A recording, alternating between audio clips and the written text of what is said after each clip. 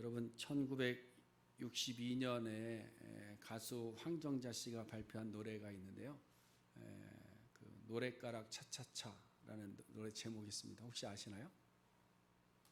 잘 모르시죠? 아는 분들이 잘 없는 거예요. 저도 처음 듣는 이름인데요. 그럼 이 노래는 아실지 모르겠어요. 노세 노세 젊어서 노세 늙어서는 못 노나니. 이 노래를 아시죠? 이건 젊은 사람들도 아마 많이 알고 있는 곡 같습니다. 근데 두 노래가 같은 곡입니다. 그 노래의 제목이 노래가락 차차차더라고요. 1962년도에 발표했는데, 이 노래는 우리가 흔히들 그저 내일은 없다, 그냥 지금 먹고 즐기고 지금 이 순간을 행복하면 된다, 힘 있을 때 좀 놀아보자, 뭐 이런 쪽으로 좀 희화되고 있지만, 사실 이 곡을 발표할 때는 좀 애환이 담겨져 있었던 곡이라고 그래요. 마음대로 놀고 싶지만 마음대로 놀지 못했던 그 시대적 상황들을 좀 배경을 해서 대중들에게 잠시나마 이 흥을 좀 불러 일으켜주고 싶어서 이 노래를 만들었다라고 합니다. 그럼에도 사실 이 노래 가사만 놓고 보면 지난주에 말씀드린 대로 내일을 위해서 오늘을 사는 인생이라기보다는, 내일에 대한 희망보다는 그냥 오늘의 하루를 열심히 기쁨으로 살자라는 그런 의미를 더 많이 내포하고 있는 것 같은 생각이 좀 들었습니다. 그런가 하면 우리가 잘 아는 스피노자의 명언이 있죠. 여러분 잘 아실 텐데, 내일 지구의 멸망이 온다 할지라도 오늘 한 그루의 사과나무를 심겠다. 이것이 이제 스피노자의 말이라고 하는데, 근데 유럽에서는 이 말이 스피노자의 말로 인정하지 않고요, 마틴 루터의 말로 인정을 한다고 그래요. 마틴 루터. 왜 그런가 하면 이 마틴 루터가 살던 집 앞에 보면 이 문구가 그대로 적힌 기념 비석이 하나 세워져 있습니다. 그리고 옆에 사과나무가 한 그루 심겨져 있어요. 그리고 이제 이 루터의 일기장들이 발견됐는데, 그 일기장에 이 문구가 발견되어 있었기 때문에, 스피노자는 루터 이후에 한 150년 정도 후에 태어난 사람이거든요. 그러니까 스피노자가 아마 이 루터의 말을 좀 깊이 생각하면서 인용한 것이 아닌가, 이런 생각을 합니다. 그래서 스피노자의 말이라기 하기보다는 유럽에서는 루터의 말이다라고 하는데요. 여기에 또 근거가 있는 것이 뭐냐면, 여러분 스피노자는 범신론자거든요. 그래서 이 말을 인용했다는 것은 뭐냐, 이 지구의 종말이라는 것은 없다라는 것입니다.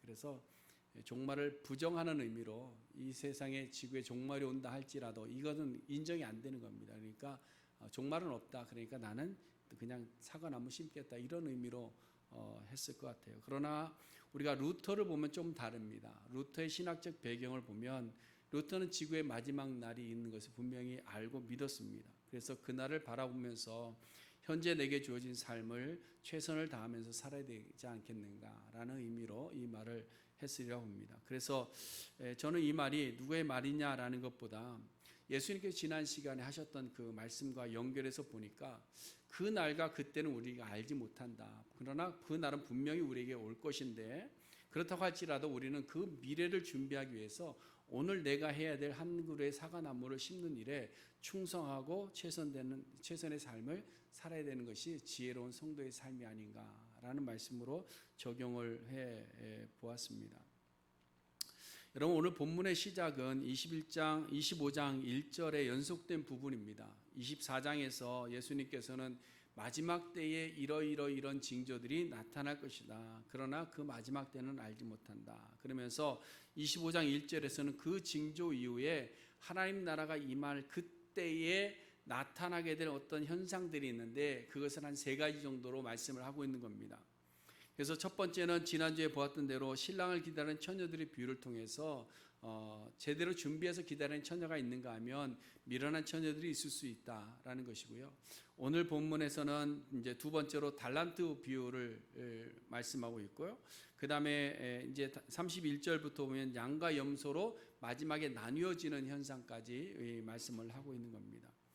그래서 이 3가지 각각의 비유들을 통해서 보면 예수님께서는 재림하시는 그날 이후에 어떤 일들이 이루어지는지를 말씀하신과 동시에 그 안에 무엇을 담고 있는가 하면, 그런 일들이 나타나기 때문에 너희들은 이렇게 준비하면서 살아야 되는 것 아니냐라는 것을 우리에게 교훈하고 있는 것입니다. 그래서 첫 번째 비유에서는 우리 성도들은 이 땅에 사는 동안에 지혜로운 자와 슬기로운 자가 갈린다 이것만을 나타내는 것이 아니라 신랑이 오는 것을 알고 슬기로운 처녀처럼 살아야 된다라는 것을 이야기하고 있는 것이고요. 그다음에 오늘 본문에서 두 번째 달란트 비유를 통해서는 미래를 위해서 오늘을 살 때 그러면 무엇을 가지고 살아야 되냐, 어떻게 살아야 되느냐라는 것에 대해서 말씀하고 계시는 것입니다. 우리가 오늘 본문을 잠깐 이렇게 다시 살펴보면요, 14절에 처음 시작할 때 또라고 이렇게 시작을 합니다. 또 이것은 1절에 그때의 천국은 이라는 말을 반복하면서 또라는 단어를 쓰고 있는 겁니다. 그래서 다시 말해서 천국이 임할 때에 맡겨놓았던 달란트에 대한 결산이 주인을 통해서 이루어진다, 이 말씀을 지금 하는 것이 14절 1절의 또입니다. 그리고 14절을 보면 전제가, 그래서 주인이 종들에게 주인의 소유를 맡겨놓은 전제가 있는 것입니다. 이 전제를 우리가 잊어서는 안 되는 것이죠. 여기서 주인은 누굽니까? 온 우주 만물의 주인 되시는 하나님이십니다. 그 하나님이 종은 누구죠? 이 땅을 살아가는 저와 여러분 우리 각자 한 사람 한 사람을 이야기하는 거죠. 그래서 종이 우리에게 맡겨주셨고, 주인이 우리에게 맡겨주셨고 그것을 거두어 그릴 때가 있다라는 겁니다. 이것을 다르게 표현하면 우리는 아무것도 없이 빈손으로 왔지만 주인께서 우리에게 맡겨주신 것이 있고, 또 그것을 가지고 우리가 돌아가는 것이 아니라 주인 앞에서 결산해서 빈손으로 돌아가는 때가 있다라는 겁니다. 그래서 우리는 종의 개념을 가진다라는 것이죠. 그러나 우리는 이 땅을 살아갈 때 분명히 많은 것을 소유하게 됩니다. 소유하게 되죠. 그렇죠? 지금도 여러분 우리의 가진 것을 여러분들 한번 세어보세요. 얼마나 많은가, 그렇잖아요? 그래서 요즘은 우리의 삶의 라이프도 좀 스몰 라이프화 되어가고 너무 많다라는 게 너무 많다. 근데 그 소유라는 것이 사실은 내 것이냐 라는 것을 이야기할 때 우리는 내 것이라는 표현을 많이 씁니다. 그러나 엄밀히 따지면 내 것이 아니고 뭐예요? 맡겨진 하나님의 것이다라는 거예요. 하나님의 것이다. 그래서 오늘 본문에서 보면 주인이 자신의 소유를 누구에게? 종에게 맡겨두고 떠나셨다, 이렇게 표현하고 있는 겁니다. 그래서 한 사람에게는 주인의 소유 5달란트를 맡겨주신 것이고, 또 한 사람에게는 주인의 소유 2달란트를 그 종에게 맡겨주신 것이고, 또 한 사람에게는 주인의 소유 1달란트를 그 종에게 맡겨준 겁니다. 이것이 바로 청지기입니다. 청지기. 그래서 청지기라는 말의 의미는 관리인이다라는 거, 관리를 잘 해야 되는 겁니다. 여러분 우리가 잘 아는 요셉을 한번 보시면 종과 청지기의 모습이 조금 나타날 수 있는데요. 형들에게 팔려서 애굽으로 끌려가서 누구 집에 매매됐습니까? 보디발의 집에 팔려갔죠. 돈을 주고 값을 매겨서 팔려갔습니다. 처음에 갔을 때 요셉은 보디발의 집에서 허드렛 일을 하고서 지냈습니다. 그냥 주인이 시키면 시키는 대로, 아니면 다른 종이 시키면 시키는 거 그냥 했습니다. 그저 묵묵히 일했습니다. 마치 배 밑창에서 이 노를 젓는 노예들을 보면요, 자기 생각으로 이때 저어야 되겠다 이런 게 없고요, 그냥 리더가 북을 칠 때 노를 젓는 겁니다. 그것이 바로 둘로스, 종의 모습, 노예의 모습입니다. 이 요셉도 처음에는 그런 종처럼, 노예처럼 그저 시키면 시키는 그 때에 따라서 그것을 완수하면 되는 일을 했습니다. 근데 요셉이 그 보디발의 신임을 얻고 나니까 보디발이 어떻게 했다고 그랬어요? 자기의 소유를 누구에게? 요셉의 손에 위탁했다, 이렇게 되어 있습니다. 맡겼다라는 거죠. 이때부터는 관리자가 된 겁니다. 관리자. 이 관리자의 상태가 청지기입니다. 그러므로 오늘 그 주인이 종들에게 달란트를 맡겼다라는 것은 뭐냐면 그냥 이거 가지고 있어라, 들고 있어라 이것이 아니라 청지기로 세웠다라는 의미를 갖습니다. 이것을 가지고 관리해라, 이 말씀입니다. 근데 오늘 비유해 보니까 세 사람의 반응이 둘로 쫙 갈렸습니다. 5달란트 받은 사람과 2달란트 받은 사람의 반응은 동일하게 관리자의 임무를 충실했습니다. 바로 가서 그것으로 장사를 하기 시작한 거죠. 그러나 1달란트 받은 사람은 그 돈을 그냥 종처럼 주었으니까 그대로 가지고 땅에 감추어 두었다라는 겁니다.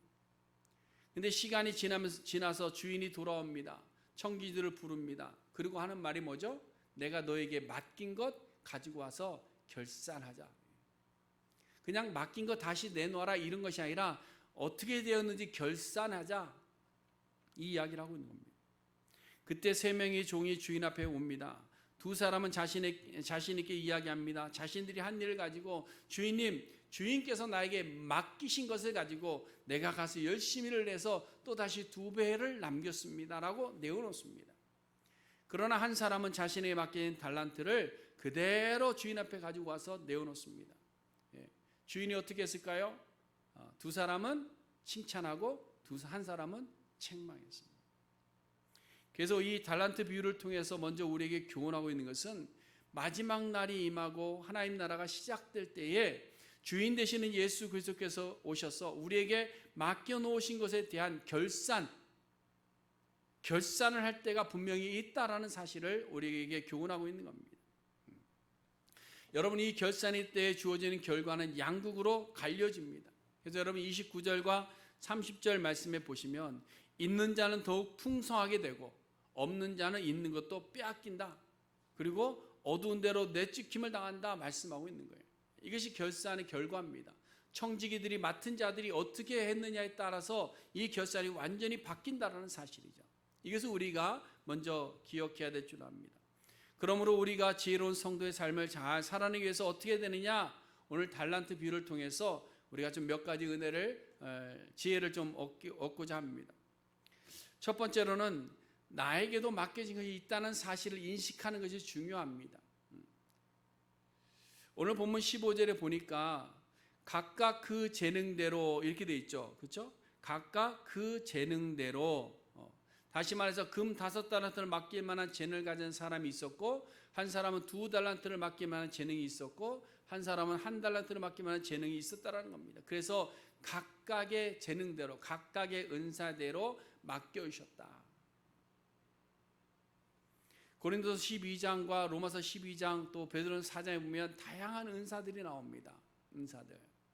근데 사실 거기에 나오는 은사만 은사가 아니라 우리 각자에게 주어진 많은 재능들이 있습니다. 그 모든 것이 하나님의 은사인 줄로 믿습니다. 지혜의 말씀을 읽을 수 있는 것도 은사입니다. 성경의 지식의 말씀을 우리가 볼 수 있는 것도 은사입니다. 또 우리가 가지는 믿음도, 하나님의 말씀이 믿어지는 것도 은사이고요. 병 고치는 신유와 기적도 은사입니다. 그렇죠? 예. 손님을 잘 대접할 수 있는 것, 그거 뭘까요? 은사입니다. 예. 우리 성도님들이 이렇게 다른 외부에서 온 사람들에 대해서 친절히 대하고 그들에 대해서 우리의 마음을 쏟아주는 것, 그것도 바로 그냥 하는 것이 아니라 마음이 좋아서가 아니라 은사이기 때문에 그렇습니다. 못하는 사람도 많이 있거든요. 여러분, 섬기는 것도 은사죠. 은사입니다. 교회 안에서도 보면 잘 섬기는 은사를 가지신 분들이 분명히 있습니다. 예. 또 권면할 수 있는 것도 은사입니다. 어떤 분은 참 권면을 잘합니다. 예. 말씀으로 참 권면을 잘해요. 그러니까 하면 어떤 사람은 좋은 마음으로 했는데 이 말을 잘못해가지고 도리어 상처를 주는 경우도 가끔 있습니다. 그러니까 권면을 잘하는 것도 은사 중에 하나예요. 은사입니다. 또 자비나 긍휼을 베풀 수 있는 마음을 가지는 것도 은사입니다. 어떤 사람은 자비와 긍휼을 베풀 수 있는 그런 시야가 없어서 베풀지를 못하는 경우가 많이 있습니다. 그런데 참 저 사람이 지금 이게 필요하겠다, 저 사람이 참 마음이 안 좋겠다라는 것을 잘 알아가는 사람이 있어요. 그것이 은사입니다. 그래서 남을 잘 도와주는 것도 은사고요. 또 성경은 뭐도 은사라고 이야기해요. 독신도 은사다라고 이야기하죠. 그렇죠? 혼자 사는 것도 은사입니다. 그러니까 하나님께서 정하신 법칙을 따라 사는 것이 아니라 하나님의 복음의 말씀을 위해서 독신으로 사는 것도 은사다는 거예요. 사도 바울이 그래서 독신으로 사는 것에 대해서 은사로 이야기합니다. 여러분, 순교도 아무나 하는 것이 아니라 순교도 은사입니다. 은사. 그냥 내가 나도 순교자를 따라 순교해봐야지 안 됩니다. 그렇잖아요? 심지어는 가난도 은사라고 그래요. 가난도. 이렇게 성경에 기록된 많은 것들이 하나님의 은사로 우리에게 주어진 겁니다. 지금 앞에서 거론된 것만 이야기하더라도 여러분 한 가지 이상의 은사는 다 있죠. 그렇죠? 다 있습니다. 이것 외에도 사랑의 은사들도 있고요. 여러 가지 은사들이 우리에게 주어져 있습니다. 그러므로 우리는 어떠한 형편과 어떠한 상황과 어떤 모습을 가지고 있다고 할지라도 우리에게는 분명하게 맡겨진, 하나님께서 우리에게 맡기신 달란트와 은사적 재능들이 분명히 있다는 사실을 꼭 기억할 수 있기를 바랍니다. 근데 우리 그리스도인들이 버려야 되는 것이 뭐냐면요, 이 겸손한답시고 나는 가진 것이 없어서, 받은 재능이 없어서, 나는 할 줄 아는 것이 없어서, 나는 은사를 받은 것이, 이런 말씀을 많이 합니다. 근데 사실은요, 없는 것이 아니라 찾질 않은 겁니다. 아니면 다른 은사를 원하는 거예요. 자기에게 주어진 은사보다, 재능보다 다른 사람의 것이 더 좋아 보이는 겁니다. 그러다 보니까 나는 왜 저 모습을 가지지 못하나, 이런 생각을 하고 있는 것이죠. 여러분, 민수기 12장에 보니까 그 모세의 남매들 사이에 작은 분란이 있었던 모습이 이제 거기에 나옵니다. 모세가 구스죠, 그 애굽의 에디오피아 여인을 하나 취했습니다.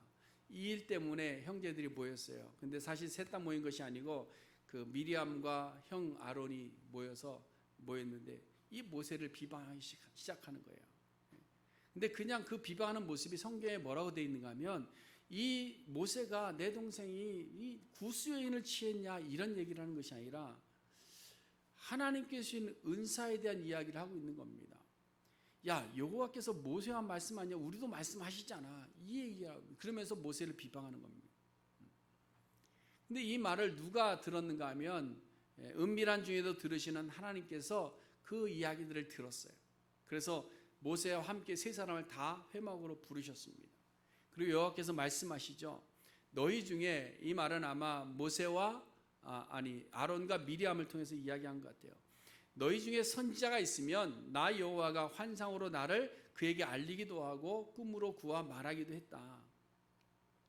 그러나 모세에게는 좀 특별하다. 내가 대면하여서 명백하게 말했고 은밀한 말로 하지 않았고 그냥 있는 그대로 이야기를 했다라고 얘기합니다. 이 말을 통해서 우리가 알 수 있는 것은 미리암이나 아론에게도 하나님께서는 선지자에게 달란트와 재능을 분명히 주셨다라는 사실입니다. 모세에게도 다른 은사를 주셨습니다. 그런데 미리암과 아론이요, 모세가 가졌던 것에 대한 시기와 질투가 있었던 겁니다. 여러분, 사도 바울이 고린도 교회에서 고린도서를 쓰게 된 것도 뭐냐, 이 은사 때문이에요. 받은 달란트의 차이 때문입니다. 그래서 12장에서 이런 말을 하죠. 어떤 사람에게는 지혜의 말씀을, 어떤 사람에게는 지식의 말씀을, 또 어떤 사람에게는 또 어떤 사람에게 또 어떤 사람, 계속해서 나오는 거예요. 이 말은 고린도 교회에 모인 모든 성도들, 너희들이 자꾸 재능을 가지고 다투는데, 은사를 가지고 다투는데 그러지 말아라. 다 각각 재능대로 하나님께서 너희에게 각기 주셨다. 각기 재능을 주셨다. 그러나 성령은 뭐다? 하나다. 이 말씀을 하고 있는 겁니다. 여러분, 우리 교회도 마찬가지입니다. 하나님께서 여러분 각자에게 여러 가지 재능들을, 달란트들을 맡겨 주셨습니다. 목사로, 장로로, 집사로, 성도로, 또 도우는 자로, 또 찬양하는 자로, 가르치는 자로 각각의 재능들이 분명히 있습니다. 그러므로 우리 모든 성도님들이 나는 아무것도 없어, 나는 할 줄 아는 게 없어, 이런 말 하면 안 됩니다. 왜? 하나님께서 우리에게 주신 재능이 분명히 있기 때문입니다. 하나님께서 여러분 한 사람 한 사람에게 맡기신 달란트들이 분명히 있다라는 사실입니다. 근데 오늘 본문의 비유에서 보니까 한 달란트 받은 사람의 자세가 꼭 그랬습니다. 18절 말씀 보시면 한 달란트 받은 자가 가서 땅을 파고 그 주인의 돈을 감추어 두었다, 이렇게 말씀하고 있어요. 이 종이 돈을 감추어 뒀던 이유는 뭐냐? 24절에 보니까 당신은 굳은 사람이라 심지 않은 데서 거두고 해치지 않은 데서 모으는 줄을 내가 알았기 때문입니다. 이걸 좀 다른 말로 표현하면 이런 것 같아요. 우리 주인은 많은 이윤을 내지 못하고 손해를 만약에 보면 분명히 행한 사람에 대해서 책망하고 그 책임을 물을 것이다. 이런 생각을 가지고 있는 겁니다. 그러니까 차라리 나는 아무것도 없어, 나는 내 것은 없으니까 그냥 가만히 그것만 땅에다 묻어두고 원금이라도 잘 지켜서 책망받지 말아야지, 이런 생각을 가지고 있는 겁니다. 우리는 가만히 있으면 중간 간다는 소리도 합니다. 그렇잖아요? 근데 아니에요. 우리가 가진 것을 가지고 우리는 일해야 됩니다. 하나님께 나에게 주신 은사대로, 재능대로 우리는 그걸 가지고 열심히 일을 해야 됩니다. 그래서 두 번째로 보면, 두 번째 교훈이 뭐냐면, 지혜로운 성도의 삶이라는 것은 다른 사람들의 모습을 보면서 그 뒤를 따라가는 삶이 되지 말아야 된다는 거예요. 자, 보세요. 5달란트, 2달란트 받은 사람 금액에 분명 차이가 있습니다. 그렇죠? 금액에 차이가 있어요. 남긴 데도 차이가 있어요. 5달란트는 5달란트 남겼고요. 2달란트 남겼습니다. 그 차이를 보면 여기는 10달란트가 되고 여기는 4달란트밖에 안 된 겁니다. 그 분명한 차이가 있어요. 차액이. 그런데 주인이 이 두 사람에게는 칭찬한 내용은 어떻습니까? 동일했다라는 사실이에요. 5달란트를 남긴 사람에도 네가 착하고 충성된 종아 이렇게 칭찬했습니다. 2달란트밖에 못 남긴 사람에게도 내 착하고 충성된 종아 라고 칭찬했다는 사실이에요. 그러니까 남긴 양에 따라서 주인이 더 기뻐하는 것이 아니라는 거예요. 맡겨진 것이고 충성했느냐 안 했느냐 이것에 우리 주인이 바라보는 결산의 내용이 있다는 거죠. 요즘 그런 말은 좀 많이 이렇게 좀 들어간 것 같은데요. 뭐 아직도 쓰기는 씁니다만은 그 흙수저 금수저라는 말이 있잖아요. 그렇죠? 청년들 사이에 그런 말들이 많이 회자되는데요. 이러한 말이 나오는 이유는 뭐냐면 삶의 현실 속에서 가진 자에 대한 부러움들이 있는 겁니다. 그렇죠? 가진 것에 대한 부러움도 있고 또 가지지 못한 자들이 아무리 힘쓰고 애써도 안 되는 것에 대한 원망도 그 속에 담겨져 있는 겁니다. 그러니까 상대적인 박탈감들을 가지게 되는 거죠. 그러나 여러분 우리가 물건을 살 때는 이것저것 비교해 보는 것이 생활화되어 있습니다. 근데 우리 인생까지도 이렇게 비교하기 시작하는 거예요. 우리 인생도. 왜 저 사람은 저렇게 사는데 나는 이것밖에 안 되느냐. 저 사람은 저런 재능이 많은데 왜 나는 이것밖에 안 되느냐. 이런 비교 의식들이 우리 속에 있다라는 겁니다. 그러다 보니까 내가 조금 가지지 못했다 싶으면 뭐예요? 상대적인 박탈감들을 가지게 되더라. 그래서 충성하기보다는 내 가진 것을 원망하면서 1달란트 받은 사람처럼 감추어두고 있는 우리 인생의 모습을 보게 되는 겁니다. 오늘 비유에서 예수님은 금 달란트를 가지고 비유를 하셨는데요. 왜 그러셨을까? 달란트가 제일 큰 단위이기 때문에 그런 것 같아요. 뭐 자주 언급을 해서 금 달란트의 뭐 값이 어느 정도다라는 것을 설명은 뭐 제가 여기서 안 드리겠지만 뭐 어떤 사람들이 뭐 계산이 다 틀려요. 조금씩. 뭐 어떤 사람은 1달란트가 20억이다 그런 사람도 있고요. 어떤 사람은 50억이다 그런 사람도 있고요. 어떤 사람은 뭐 300년 품삯이다 이렇게 얘기하는데요. 뭐 그 계산하기 참 어렵지만 당시에 가졌던 화폐의 단위 중에서 가장 큰 단위가 달란트입니다. 그런데 이 달란트를 맡겼다는 건 뭐냐면 우리에게 가장 좋은 것을 주셨다라는 거죠. 그렇죠? 우리에게 주어진 그 재능과 가치가 뛰어나다. 모든 것이 동일하게 가장 최고의 것이다라는 겁니다. 그러나 그것이 하나님 앞에서는 뭐냐? 적은 일이다라는 거예요. 적은 일. 그래서 오늘 본문에 보면 내가 적은 일에 충성했다 이렇게 했어요. 금 5달란트면 엄청난 금액임에도 불구하고 내가 적은 일에 충성했다 이렇게 이야기하고 있는 거예요. 누가복음에는 문화의 비유를 들었어요. 그래서 그런지 모르겠지만 그 문화는 한 6,000분의 1밖에 안 되거든요. 거기에는 또 뭐라고 표현해요? 지극히 적은 일 이렇게 표현해요. 지극히 적은 일. 이게 무슨 말인가 하면 우리에게 주어진 재능이나 은사들이 달란트이건 문화이건 뭐 5을 받았건 한 문화를 받았건 모든 것이 다 하나님 앞에서 동일하다라는 사실이에요.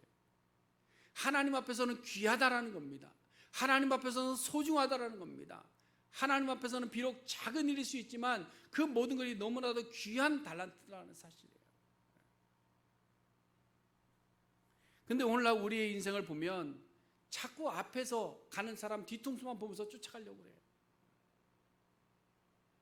자꾸 비교하면서 나는 왜 저만큼 하지 못하나요? 나는 왜 저만큼 받지 못했을까? 나는 왜 저만큼 가지지 못했을까? 이것만을 생각하면 살아가더라는 거예요. 그래서 우리 신앙이 내가 내 눈에 좋아 보이는 은사나 재능을 자꾸 따라가려고 하다 보니까 내게 맡기신 재능과 은사를 발견하지 못하는 겁니다. 누가 신유의 기적이 있고 방언의 은사가 있고 하니까 자꾸 그것만 쫓아가는 겁니다. 나는 왜 저렇게 못하나? 자기에게 주어진 은사가 있는데 그거를 보지 못하고 자꾸 엉뚱한 것을 쫓아가는 거죠. 근데 여러분, 그 예전에 제가 한국을 방문할 때요, 비행기를 탔는데 그 비행기 타면 뭐 너무 장시간이니까 할 일이 없잖아요. 잠자는 것도 한계가 있고. 그러다 보면 이제 앞에 스크린에 있는 영화를 찾아서 봅니다. 근데 영화도 보니까 뭐 그렇게 볼만한 영화가 없어요. 그러다가 이제 뭐 다른 채널도 막 찾았는데 뭐가 있었는가 하면 그 타이거 우즈의 다큐멘터리가 하나 있었습니다. 그래서 그 타이거 우즈의 다큐멘터리를 이렇게 한번 틀어봤는데요. 여러 이야기나 뭐 골프의 기술 뭐 이런 얘기가 아니라 자기 인생의 스토리들을 이렇게 이야기를 하는데요.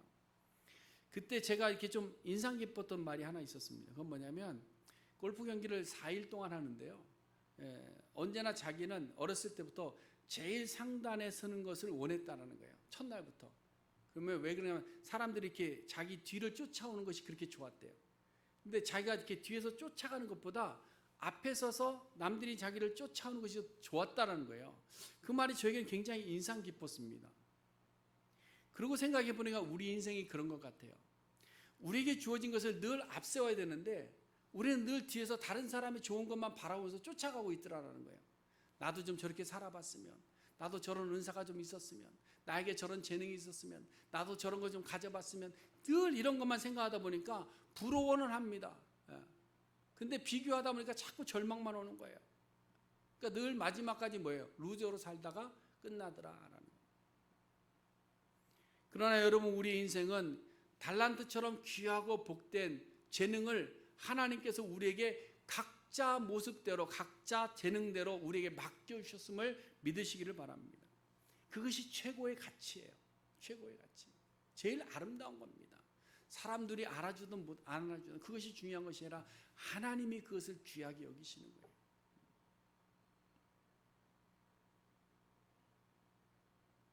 성전에서 제사 드리는 제사장의 모습이 아름다워 보이십니까? 그러나 성전에 문지기로 있는 것이 좋다고 그랬잖아요. 그렇죠? 문지기로 있는 것도 좋은 거예요. 흰놈의 골짜기로 시신을 옮기는 사람들도 자신이 하는 일에 기쁨과 감사를 가지고 그 일을 감당할 때 하나님께서 그 모습을 귀하게 여기시는 거예요. 로렌스 형제는 자신의 삶을 어디에 헌신했느냐? 수도원에 들어가서 밥 줘주는 일, 청소하는 일을 위해서 그 일을 하면서 너무나도 기쁘고 감사했던 거예요. 어느 누구도 알아보지 않지만 이게 뭐냐? 자기에게 주어진 재능과 달란트를 최고의 가치를 두고 그것을 위해서 충성하고 살아갈 때에 우리는 가장 앞선 자리에 서서 달려가는 자가 될 수 있는 줄로 믿습니다. 근데 나에게 주어진 것이 아니라 남에게 준 것 바라보면서 늘 그 뒤만 쫓아가면 비교하게 되고 나는 저같이 된다니 보게 되고 그러다 보면 절망 속에 살아가게 되더라라는 거예요. 우리의 인생은 각자에게 주어진 각자 앞서서 갈 수 있는 재능과 은사가 분명히 있습니다. 그것을 가지고 우리에게 맡겨진 달란트의 이윤을 남기는 자들이 되어야 될 줄로 믿습니다. 자꾸 내 가진 것은 보지 않고 다른 사람의 재능과 은사와 다른 사람의 달란트만을 부러워하며 따라가려고 하면 우리는 결국 내 것은 땅에 묻어두고 다른 사람의 것만 따라가는 인생이 되어버리고 말 것입니다. 여러분, 악덕업주는요, 한 달란트를 가진 사람의 생각처럼 얻은 것은 자기가 챙기고 손해를 보면 책임을 물어 갚도록 것이 악덕업주겠죠. 그러나 우리 하나님은 그렇지 않습니다.